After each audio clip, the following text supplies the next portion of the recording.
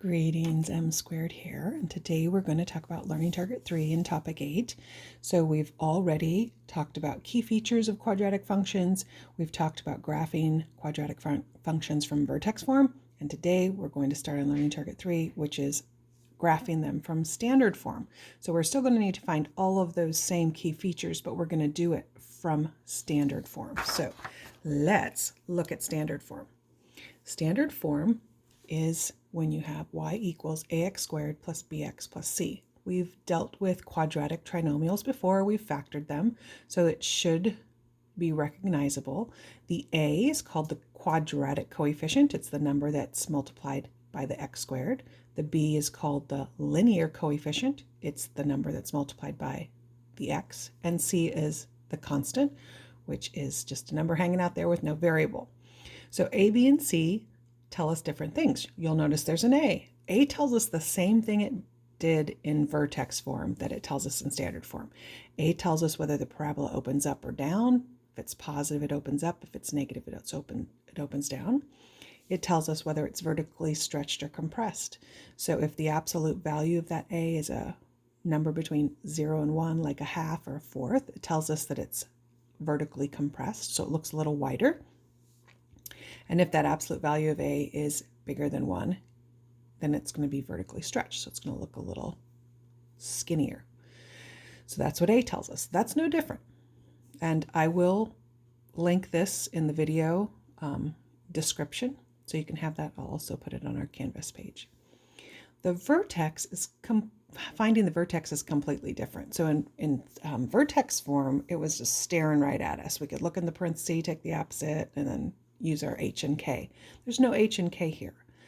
So we have to actually find our axis of symmetry first, and then plug it back into the function. That's what this f of negative b over 2a is. So it looks a little bit more complicated, and we're going to practice that on the next video. But today I just want to kind of give an overview of standard form. So to find the axis of symmetry, which is that line that goes down the center of the parabola, we're going to plug it into this formula. So our b and our c and our a, remember, those are the numbers up there. So anytime you see an a, b, and c in any of these little formulas, that's what it's referring to. So you'd have to take b, divide it by 2 times a, and then take the opposite of that. That's what negative b over 2a means. That's your axis of symmetry. Remember, that goes through the x coordinate of your vertex. So this actually is the x coordinate of your vertex, which it says right there, x coordinate. Then you plug that back in, whatever that number is, like let's say it was 2, you'd plug it in for x, and then you'd find out what y is, and you'd plug it right there. That would be your y coordinate. Again, we're going to practice that in the next video. But we're just doing an overview here. The domain, again, is the same. It's all real numbers because a parabola that looks like this goes left and right forever. So the domain is all real numbers. Our range depends on whether the parabola opens up or down. If it opens down, it's going to be less than the y coordinate of your vertex. You see here, f of negative b over 2a, that's the y coordinate of your vertex.